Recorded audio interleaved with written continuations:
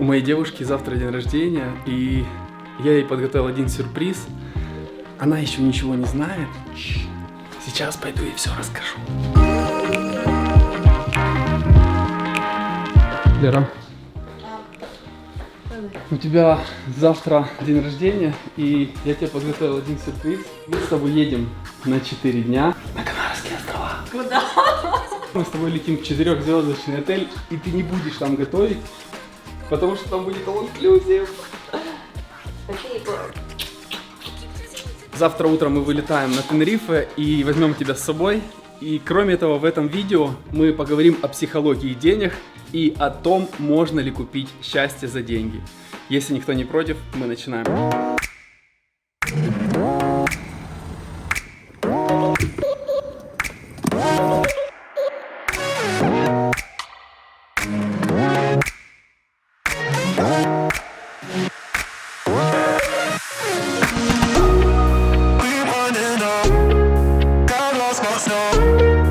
Мы уже в аэропорту, и эмоции просто невероятные. Всегда, когда попадаешь в аэропорт и переживаешь что-то особенное. И я знаю, что многие из вас не могут сейчас путешествовать. Кто-то не хочет, кто-то не может по определенным причинам, а кто-то не может, потому что у него плохие отношения с деньгами. Самое удивительное, что наши отношения с деньгами никак не связаны с интеллектом. Они больше связаны с тем, насколько мы способны контролировать свое поведение и эмоции. И, к сожалению, многие не знают, как правильно себя вести с деньгами.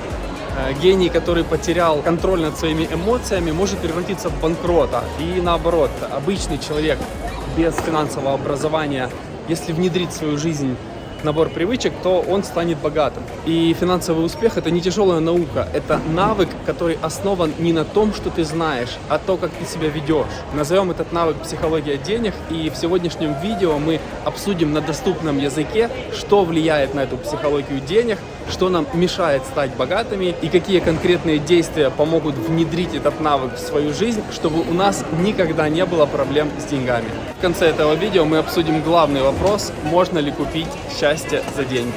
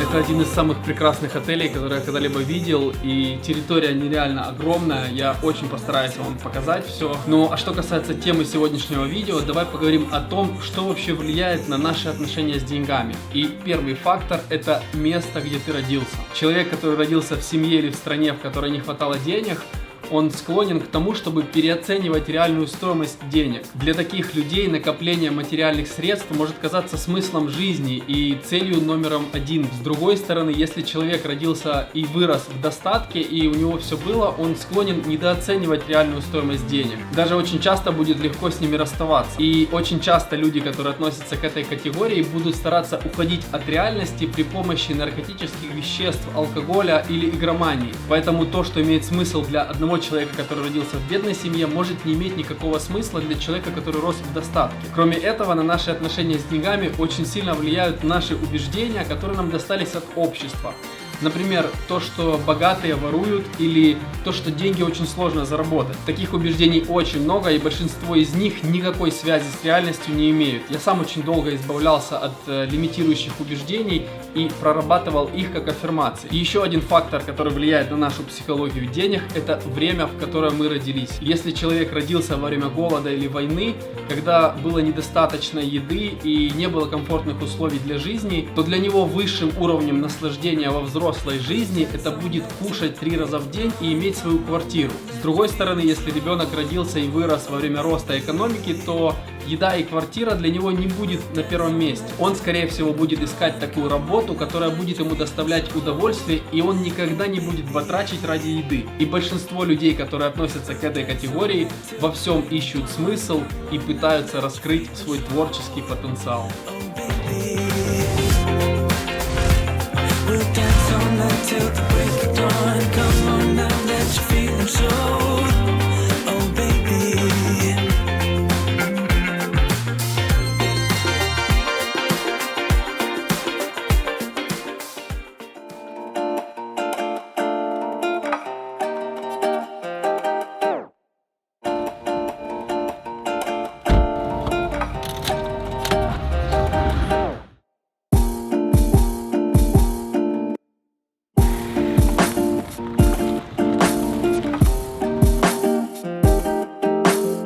Давай поговорим о том, что нам мешает овладеть навыком психология денег.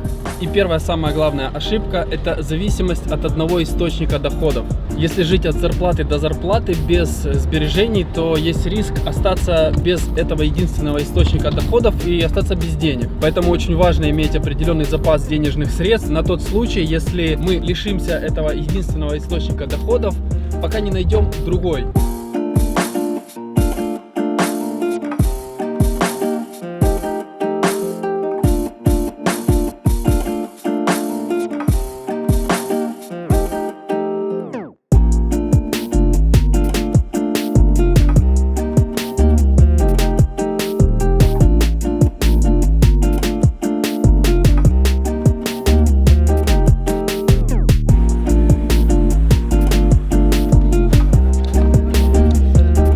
Второе, что нам мешает освоить навык психологии денег, это режим «всегда мало». Мы живем в мире, в котором социальное сравнение входит в привычку, и мы постоянно себя сравниваем с другими. Но если ты хочешь по-настоящему стать счастливым, то тебе нужно прекратить сравнивать себя с другими людьми, потому что просто-напросто ты всегда найдешь кого-то, кто лучше тебя в чем-то. И из-за этой привычки, сколько бы у тебя не было денег, тебе всегда будет мало, потому что найдется кто-то, у кого их больше. Третье – это отсутствие годового плана доходов и расходов. К сожалению, очень мало людей используют такой финансовый инструмент, как планирование доходов и расходов. Но при отсутствии годового плана доходов и расходов мы склонны к тому, чтобы поддаваться на соблазны, упуская возможность большого финансового успеха. Хочу привести пример Уоррена Баффета, самого успешного инвестора в истории человечества, который накопил 81,5 миллиард своего богатства после того, как ему исполнилось 65 лет. То есть 95% финансового успеха Уоррена Баффета произошло в 65 лет. Хотя инвестированием он занимался с раннего детства, но настоящий успех к нему пришел тогда, когда он накопил достаточное количество знаний, опыта и денег.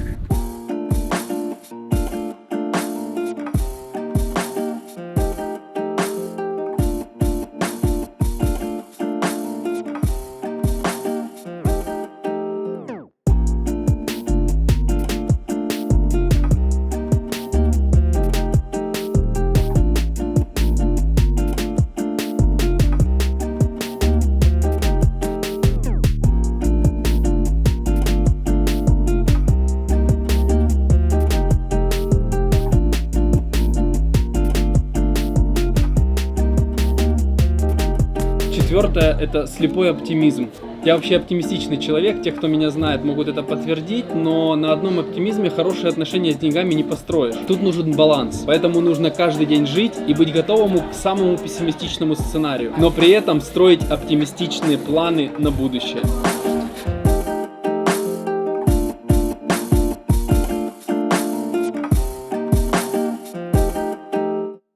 5 и последнее: чем выше эго, тем ниже богатство. Многие люди стремятся к богатству для того, чтобы произвести впечатление на других людей. Это просто-напросто результат нашего эго. Мы хотим себе дорогие часы, машины, дома для того, чтобы получить признание от общества. Хотя на самом деле ты намного быстрее заработаешь признание, если будешь проявлять добро, эмпатию и помогать другим людям.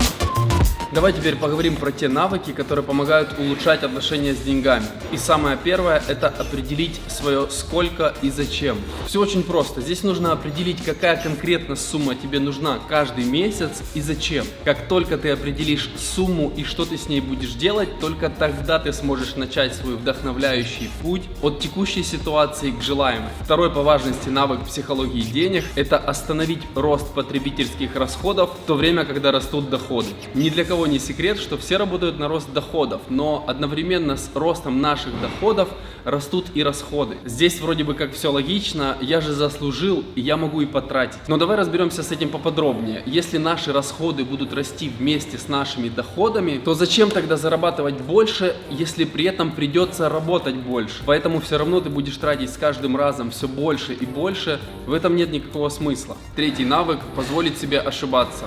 В отношении с деньгами нужно всегда иметь план Б на тот случай, когда твой основной план А не сработает. И если ты позволишь себе ошибаться, то ты примешь то, что может произойти что-то непредсказуемое. В этом случае у тебя будет намного больше возможностей для маневра, и ты не потеряешь контроль над своими эмоциями. Готовиться к рискам – это не самое приятное занятие, потому что мы в любом случае будем испытывать дискомфорт. Но если мы не будем этого делать, то мы будем испытывать еще больше дискомфорт, когда будут происходить неожиданности. Четвертый навык – это держать баланс между оптимизмом и пессимизмом. Опасность слепого оптимизма в том, что он не позволяет нам видеть реальные риски. Поэтому нам нужно работать над ростом доходов как оптимисты и откладывать свои сбережения как пессимисты. Пятый и заключительный навык – это работать над накопительным эффектом. Тут имеется в виду, что нужно работать над стратегическим планом на несколько лет, а лучше всего на десятки лет. И это касается не только денег, но и карьеры и отношений. И здесь самое главное – это гибкость, потому что на протяжении жизни мы все время меняемся. И нам время от времени нужно корректировать курс нашего движения.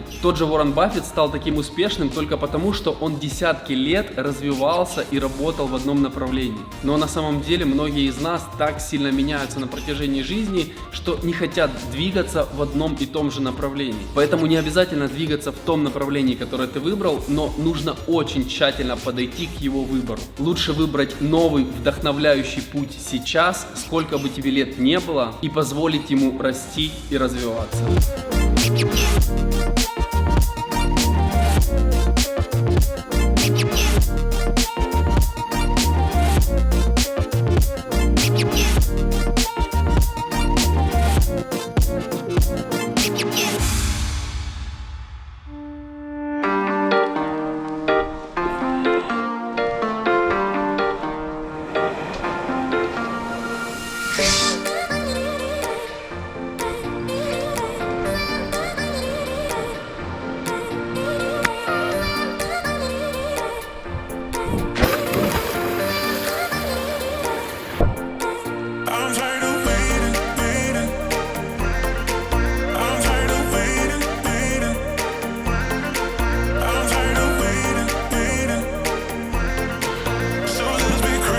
что, наш отпуск подходит к концу, так же, как и сегодняшнее видео. И, как и обещал, давай поговорим о том, можно ли купить счастье за деньги. Алкоголь, наркотики, секс очень часто путают с счастьем, но на самом деле это не более чем резкий всплеск гормонов счастья, которые в долгосрочной перспективе нам приносят опустошение и несчастье. А настоящее счастье – это делать то, что ты хочешь, с кем хочешь, сколько хочешь и когда захочешь. А за деньги можно купить свободу от работы, которая не приносит тебе никакого удовольствия. И эта свобода нам позволит делать то, что мы хотим, с кем хотим, сколько хотим и когда мы этого хотим. Поэтому счастье можно купить за деньги только в том случае, если цель этих денег – это купить эту свободу и независимость. А если ты хочешь делать то, что ты любишь и получать за это деньги, то имей в виду, что тебе придется приложить достаточно большое количество усилий для того, чтобы это произошло. И применяя накопительный эффект на несколько лет, а то и десятки лет, занимаясь любимым делом и развивая его, ты неизбежно станешь богатым и счастливым. И совсем не важно, сколько денег на твоем банковском счете, важнее то, насколько ты счастлив